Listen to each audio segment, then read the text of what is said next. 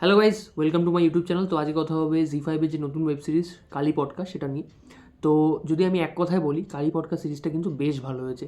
এই ধরনের সিরিজ আমরা এর আগেও দেখেছি এরকম টাইপের গল্প নিয়ে বা এরকম টাইপের চরিত্র নিয়ে, কিন্তু এখানে যে অ্যাপ্রোচটা, মানে এখানে যে ট্রিটমেন্টটা ইউজ করেছে না ডিরেক্টর অভিরূপ ঘোষ, অসাধারণ। মানে এই প্রথম 4টে এপিসোড তো মানে মাইন্ড ব্লোয়িং। আমি লিটারেলি মানে হেসেছি প্রত্যেকটা ডায়লগে। সৌমিক দেব ডায়লগ লিখেছে, তার প্রত্যেকটা ডায়লগ অসাধারণ আর এতটা মানে খিস্তি গালাগালি দিয়ে তো উড়িয়ে দিয়েছে। মানে এই সিরিজটা দেখলে লিটারেলি মানে নতুন নতুন গালাগাল শেখা যাবে আর কি। এমন গালাগাল দিয়েছে। ইভেন কিছু ক্লিপ পুরো সোশ্যাল মিডিয়ায় ঘুরছে, শ্রুতি দাস আর স্বস্তিকা মুখার্জির একটা কনভারসেশন, যেখানে স্বস্তিকা মুখার্জি শ্রুতিকে বলছে একটা বডি কাটার জন্য। তো সেখানে ভাই মানে কনভারসেশনটা সিরিয়াসলি, আর অভিনয় দিয়ে ওই যে ডায়লগগুলো যখন দিচ্ছে। তো যাই হোক, ওভারঅল সিরিজটা কিন্তু বেশ ভালো একটা সিরিজ। কিছু কিছু নেগেটিভ দিক অবশ্যই রয়েছে, সেগুলো নিয়ে আমি পরে আসছি। তো যদি আমি এক কথায় গল্পটা বলি, এটা হচ্ছে বেসিক্যালি 4জন মহিলার গল্প। তারা প্রত্যেকেই একটা না মানে একটা বস্তিতে বসবাস করে, বিলো দ্য পভার্টি লাইনে, মানে একটা খুব গরিব দারিদ্র। তাদের জীবনে প্রচুর ক্রাইসিস রয়েছে। মেইনলি তাদের জীবনের মেন ক্রাইসিস হচ্ছে তাদের কাছে টাকা নেই, তারা দরিদ্র। তো তাদের কারো হয় স্বামী নেই, মারা গেছে, বা কারো ক্ষেত্রে স্বামী কোনো কাজ করে না, তাদের সংসার নিজের কাঁধে নিজের দায়িত্বে চালাতে হয়।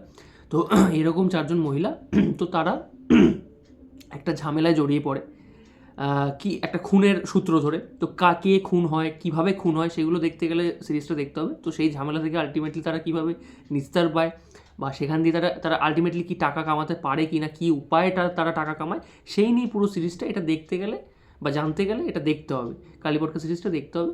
তো এই 4টে যে ফিমেল ক্যারেক্টার, স্বস্তিকা মুখার্জি, শ্রুতি দাস, শ্রেয়া ভট্টাচার্য আর হিমিকা বোস নতুন। হিমিকা বোসের কাজ আমি এর আগে দেখিনি।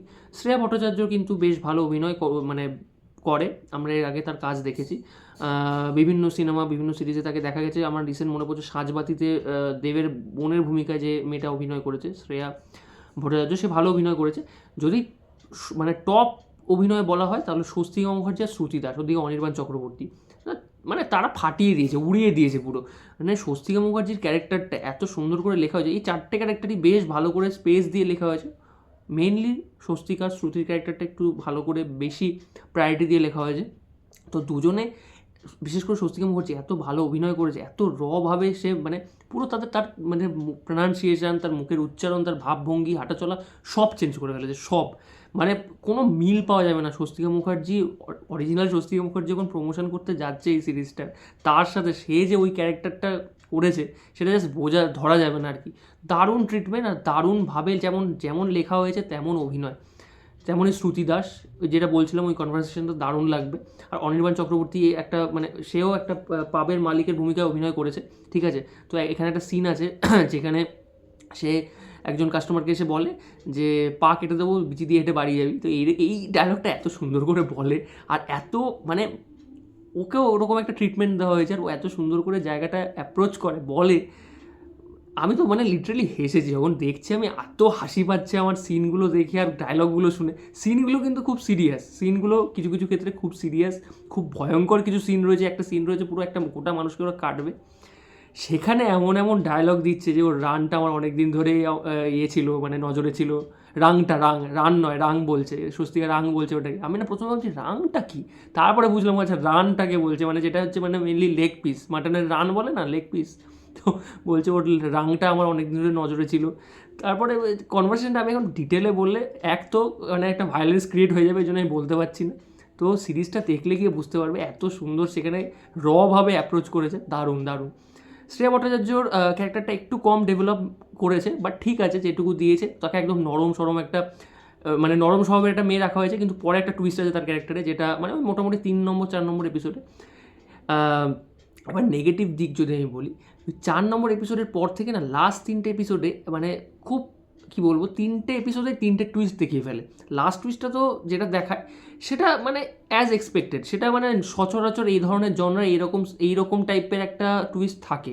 সেটা প্রথম দিকে একটু একটু করে ধরা যায়, পুরোপুরি রিভিল করে না, কিন্তু শেষে গিয়ে একদম যখন রিভিল করে তখন ওটা এক্সপেক্টেড টুইস্ট লাগে। তবে ঠিক আছে, বাট ওই যে মানে ওই 3টে এপিসোডেই 3টে টুইস্ট খুব ফাস্ট দেখিয়ে দেয়। মানে এতটাই ফাস্ট দেখায় যে দুটো মানে 3টের সাথে 3টের মধ্যে যে কানেকশানটা সেটা ভালো করে বোঝা যায় না। এক, আর দুই হচ্ছে মানে একটা ব্রিদিং স্পেস লাগে না, মানে আমি পুরো 4টে এপিসোড পুরো বিল্ড আপ দিলাম ওয়ার্ল্ডটাকে, পুরো ওয়ার্ল্ডের মধ্যে ঢুকিয়ে দিয়েছে, মানে যেটাকে মানে মানে মডার্ন ওয়ার্ল্ডের থেকে ওই এলাকাটা বা ওই এরিয়া ওই মানুষজন যে পুরো আলাদা, সেটাকে পুরো সুন্দরভাবে মানে পুরো ওয়ার্ল্ডটা বিল্ড আপ করেছে 4টে এপিসোড ধরে, আর মানে তাদের ক্যারেক্টারগুলোকে। কিন্তু লাস্ট 3টে এপিসোডে এমনভাবে মানে এত ফাস্ট ওয়েতে পুরো ঘটনাটা বেরিয়ে যায়, মানে একটা ভিলেন কীভাবে নিজের ক্ষমতা দেখানো শুরু করে, তারপর সেখান থেকে কী কী রেজাল্ট হয়, রেজাল্টগুলো মানে এমন দেখায় যে 4 জনের লাইফে কীভাবে ফলাফল ফেলছে ওই ভিলেনটা, তো সেটা এমনভাবে দেখায়, সেটা ভালো লাগে না, মানে রেজাল্টগুলো ঠিক মানে অ্যাজ এক্সপেক্টেড নয়, আর খুবই ফাস্ট ফরওয়ার্ড দেখায়, আর যেন মানে বিশ্বাসযোগ্য হয় না আর কি, যে এমন কিছু দেখাও, এমন কিছু রেজাল্ট দেখাও যেটা বিশ্বাসযোগ্য।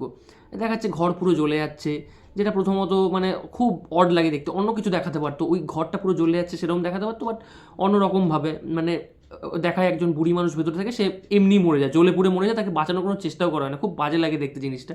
মানে যে ধরনের ইমপ্রেশন বা এক্সপ্রেশনটাকে ডেভেলপ করার চেষ্টা করছিল শ্রুতির ক্যারেক্টারটার মধ্যে দিয়ে, সেটা ওখানে পুরো নষ্ট হয়ে যায়, পুরো ভেঙে যায় একদম।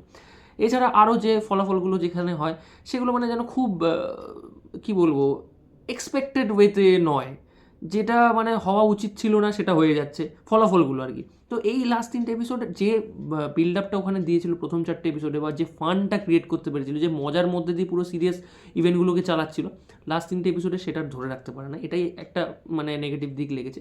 কিন্তু ওভারঅল সিরিজটা যদি বলা যায় বেশ ভালো একটা সিরিজ, আর লাস্টের ক্লাইম্যাক্সটা আমার খুব একটা ভালো লাগেনি, ওটা আরও ভালো হতে পারতো এরকম সিরিজের ক্ষেত্রে, যেভাবে টাসেলটা দেখিয়েছে, মানে 4টে মহিলার সাথে একজন ভিলেনের যে টাসেলটা, সেটা লাস্ট এপিসোড অবধি যখন ধরে রেখেছে, সেটাকে আরেকটু ভালো করে বিল্ড আপ দিয়ে ক্লাইম্যাক্সটা করতে পারতো, যেটা ক্লাইম্যাক্সটা খুব একটা ভালো জমেনি।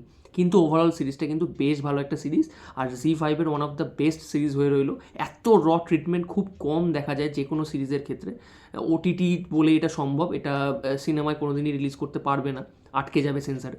তো মানে খুব মানে খুব কী বলবো, ট্রিটমেন্ট দিয়ে সুন্দরভাবে জিনিসটাকে প্রেজেন্ট করেছে, যেটা দেখতে বেশ ভালো লাগবে। আর সবচেয়ে বড় কথা এঙ্গেজিং, খুবই এঙ্গেজিং, পুরো সিরিজটা এখানে বেশ এঙ্গেজিং, বিশেষ করে প্রথম 4টে এপিসোড, মানে বোর করবে না কোনো জায়গায়, নতুন একটা ওয়ার্ল্ড দেখা যাবে, এই ওয়ার্ল্ডটা জেনারেলি আমরা এই ওয়ার্ল্ডের সাথে পরিচিত নই, সেরকম একটা ওয়ার্ল্ড দেখা যাবে, আর সাথে এরকম ট্রিটমেন্ট, এরকম অভিনয়, প্রত্যেকটা ক্যারেক্টার এত সুন্দর করে অভিনয়।